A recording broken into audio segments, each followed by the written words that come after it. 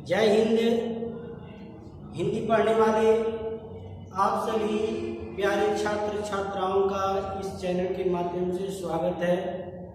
आज हम किसान इंटरमीडिएट कॉलेज साको पार्क कुशीनगर से कक्षा 10 के विद्यार्थियों के लिए हम हिंदी में रसखान कवि द्वारा रचित सवैया को लेकर के आए हैं, जो यूपी बोर्ड के परीक्षा में सम्मिलित है। कोविड-19 महामारी के बाद से 30% की जो कटौती हुई है या सिलेबस कम कर दिए गए हैं, उसके बाद से इनको पढ़ना जरूरी है, क्योंकि उसके बाद से 70% पे इनको सम्मिलित रखा गया है। आज हम कक्षा 10 के विद्यार्थियों के लिए हिंदी विषय में सवैया लेकर के आए हैं, जिसके लेखक का नाम क्या है या कवि का नाम क्या है, तो रसखान है। एक अभी इसके पहले हम वीडियो बनाए हैं, उसको आप लोग जा करके देख सकते हैं। रसखान कवि के बारे में पूरा हम जीवन परिचय बता दिए हैं। उनके जीवन से संबंधित जो भी प्रश्न पूछे जाएंगे, सारे प्रश्नों का उत्तर उस वीडियो में आपको मिल जाएगा। प्रश्न पूछता क्या है? प्रश्न तो यही पूछता है कि रसखान कवि का जीवन परिचय देते हुए उनकी भाषा शैली को स्पष्ट कीजिए या प्रकाश डालिए। तो आप उनकी भाषा शैली या जीवन परिचय को देख लीजिए, ठीक है। यहाँ पर जो प्रश्न पूछता है, क्या पूछता है?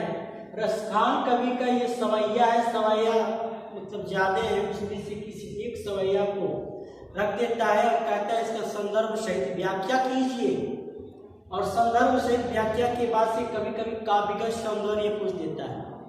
तो काव्यगत सौंदर्य का मतलब होता है कि काव्य के कौन कौन से सौंदर्य के तत्व हैं, इसको देखना होगा। चलिए हम शुरू करते हैं। सवैया, सबसे पहले सवैया का मतलब क्या है?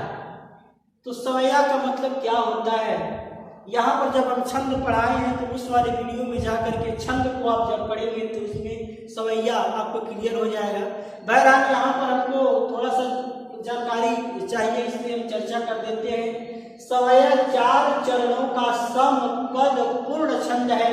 वर्णिक या वार्णिक वृत्तों में 22 से 25 अक्षर के चरण वाले जाति छंदों के सामूहिक रूप को हिंदी में सवैया कहा जाता है। सवैया में कितने चरण होते हैं? 4 चरण होते हैं, याद रखिए। या कितने इसमें अक्षर हो जाते हैं? तो 22 से 26 अक्षर हो जाते हैं। और इनको किसमें रखा गया है? तो ये वार्णिक छंद में रखा गया है, मात्रिक में नहीं, वार्णिक छंद में रखा गया है, ठीक है। चलिए आगे देखते हैं। सवैया को कितने भागों में बांटा जा सकता है या बांटा गया है, कितने प्रकार के होते हैं, इसके बारे में थोड़ा सा चर्चा। सवैया 14 प्रकार के होते हैं, जिनका नाम यहाँ लिख दिए हैं। केवल जानकारी के लिए आपके सिलेबस में है, चर्चा आ गया है तो पूरा चर्चा जानो। तो सवैया के कितने 14 प्रकार हैं? मदिरा, मध्यगयंत, सुमुखी, दुर्मिल, किरीट, गगोटक, मुक्तहरा, वाम, अरशद, अरशाद कहते हैं इसको, सुंदरी, अरविंद, माननी, महाभुजंग, प्रयाग और सुखी, ये 14 सवैया के प्रकार हैं। अब हम उम्मीद करते हैं कि सवैया को समझ गए होंगे। और सवैया क्या है आगे देखते हैं। सवैया के लेखक का नाम क्या है? यहाँ पर कवि का नाम पूछा जा रहा है, लिखने वाले का नाम पूछा जा रहा है। तो सवैया के जो कवि है वे रसखान है। और रसखान का पूरा नाम क्या है? सैयद इब्राहिम, यहाँ देखेंगे। चलिए हम शुरू करते हैं सवैया। सवैया की खासियत क्या होती है? सवैया की खासियत ये होती है कि जिस भी आवाज में, चाहे आवाज आपका कितना भी कर्कश क्यों हो, चाहे मधुर हो या कर्कश हो, किसी भी आवाज में जब इसे हम एक लय के साथ जब पढ़ते हैं उसमें लय आ ही जाता है। चाहे कोई भी आप पढ़ के देखिएगा, निश्चित रूप से एक लय आ जाएगा, लेकिन पढ़ने का धारा प्रवाह गति होना चाहिए। ऐसा नहीं है कि मानुष पढ़ के रुक गए, भाव पढ़ के रुक गए, तो वो पढ़ के रुक गए, रुकना नहीं, आपको धारा प्रवाह में पढ़ना है। तो आप इसमें एक लय, एक आनंद की अनुभूति होगी, रस मिलेगा। देखिए, मानुष हो तो वही रसखान, बसो ब्रज गोकुल गाँव के कारण, जो पशु हों तो कहाँ बस मेरो, चरो नीति नंद की धेनु मझारण। पाहन हो तो वही गिरि को, जो धर्यो कर छत्र पुरंदर धारण। जो खग हो तो बसेर करो, मेरी कालिंदी कूल कदम की डाल। आप इसको गाकर भी शुरू कर सकते हैं, बहुत बढ़िया से इसको गाया भी जा सकता है। मानुष हो तो वही रस खान, बसो ब्रज गोकुल गाँव के बान। जो पशु हो तो कहाँ बस मेरो, चरो नीति नंद की धेनु मझारण। पाहन हो तो वही गिरि को, जो धर्यो कर छत्र पुरंदर धारण। जो खग हो तो बसेरो करो, मिली कालिंदी कूल कदम की डाल। अब चाहें तो आप इसको गा करके समझिए या पढ़ के समझिए, ये बड़ा आनंद देने वाला सवैया है। तो सवैया को ये आपके सिलेबस में दिया है और यहाँ पर इसका हम व्याख्या बताते हैं या अर्थ बताते हैं, जरा समझ लीजिए। मानुष का मतलब क्या है, यहाँ देख लीजिए। मानुष का मतलब होता है मानस। यहाँ पर रसखान कवि अगले जन्म में यदि उनका जन्म हो जाता है, यानी पूर्व जन्म की बात यहाँ पर वो रखते हैं कि पूर्व जन्म में के साथ साथ अगला जन्म भी होता है। तो पूर्व जन्म को पुनर्जन्म के रूप में, एक जन्म हुआ है फिर अगला जन्म पुनर्जन्म भी हो सकता है, इनके मन में इस तरह की बात है। तो इस बात को ध्यान में रखते हुए वे कैसे अपनी बात को रखते हैं, चूंकि पुनर्जन्म में विश्वास यहाँ पर स्थान कभी करते हैं और कहते हैं कि अगले जन्म में श्री कृष्ण की जन्मभूमि जो ब्रज है वहीं जन्म लूं, उन्हीं के समीप रहने की कामना यहाँ पर कभी स्थान ने किया है। तो कहते हैं क्या, मानुष हो तो वही रसखान। यहाँ पर स्थान कभी कहते हैं कि हे प्रभु, मेरा अगर पुनर्जन्म मनुष्य के रूप में होता है तो वहां हो बसो ब्रज गोकुल गांव के द्वार। जहां पर उस ब्रज के अंदर गोकुल गांव में जो ग्वाल बाल है उन्हीं के बीच में मेरा जन्म हो। यानी मनुष्य योनि में यदि मैं जन्म लूं तो ब्रज के गोकुल गांव में रहने वाले ग्वाल बालों के बीच में मैं जन्म। जो पशु हो तो कहाँ बस मेरो। और कहते हैं कि हे ईश्वर, अगर पुनर्जन्म में मैं कोई पशु बन जाता हूं तो उसमें तो मेरा कोई बस चलता नहीं है। फिर भी मेरी इच्छा यही है, यदि मैं पशु के रूप में जन्म ले लूं तो चरो नीति नंद की धेनु मझारण। नंद बाबा की जो गाय है, मझारण का मतलब हो गया उनके बीच में, उनके गायों के बीच में मैं जन्म लूं या उनके बीच में ही चरने जाऊं, घूमने जाऊं, फिरने जाऊं। पशु रूप में भी हो जाऊं तो कहाँ जाऊं, नंद की गायों के समूह में या बीच में ही जाऊं। पाहन हो तो वही गिरि को। अब कहते हैं कि अगर अगले जन्म में मैं पर्वत, ये पान का मतलब होता है पत्थर, यहाँ देखिए मैंने किया है ताकि आप लोगों को याद करने में आसानी होगी। पान का मतलब यहाँ पत्थर, अगर मैं पत्थर के रूप में जन्म लूं तो वही गिरि को, उसी पर्वत पर मैं पत्थर के छोटे छोटे टुकड़े के रूप में जन्म लूं। जिस गिरि का मतलब होता है पहाड़ को कृष्ण अपने उंगली पे धारण करके, कर का मतलब हाथ पर धारण करके पुरंदर धारण, और पुरंदर का मतलब क्या, इंद्र के घमंड को चूर किया था, उसी पर्वत के ऊपर में पत्थर के रूप में जन्म। जो खग हो तो बसेर करो। और कहते हैं कि अगर मैं पुनर्जन्म में खग या पक्षी के रूप में जन्म लेता हूँ तो मेरा बसेरा कहाँ हो, मेरा बसेरा वहाँ हो, मेरी कालिंदी कूल कदम की डाल।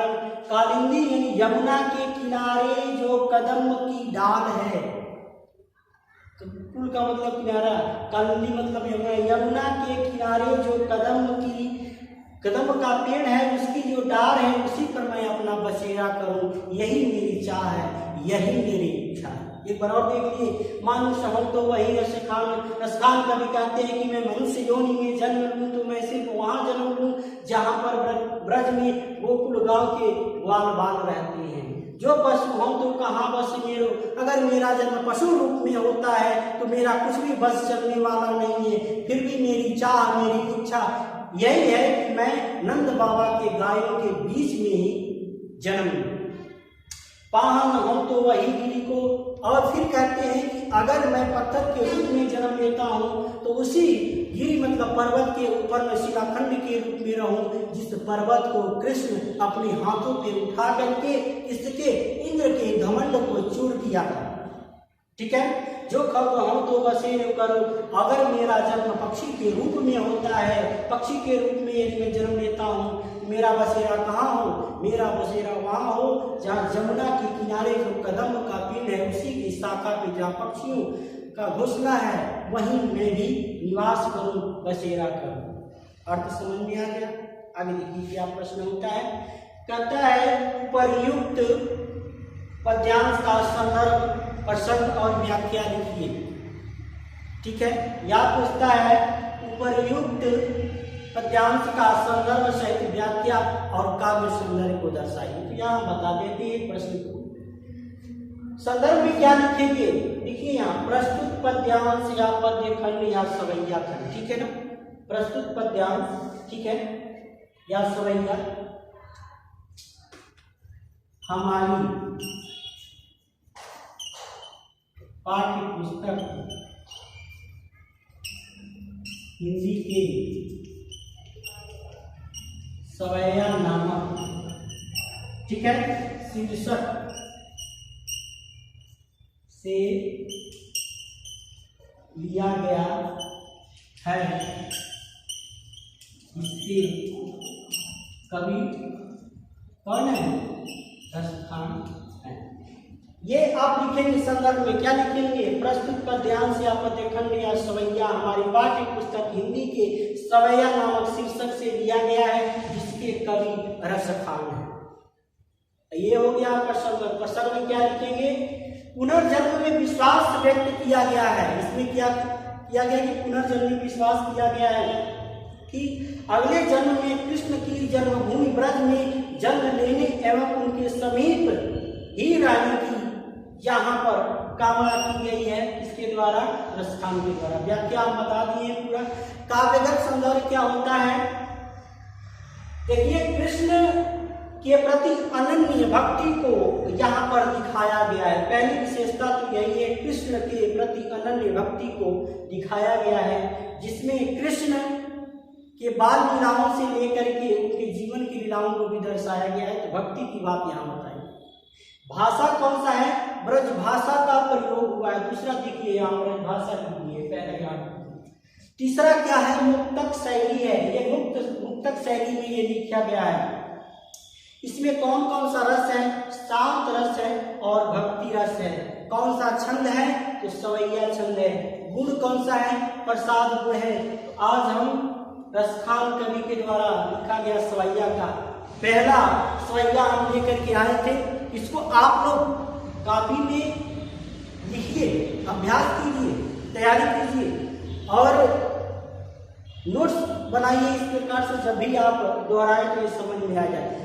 अब इसके अगले वाले सवैये को अगले वीडियो में लेकर के आऊंगा। तब तक आप पढ़िए। धन्यवाद।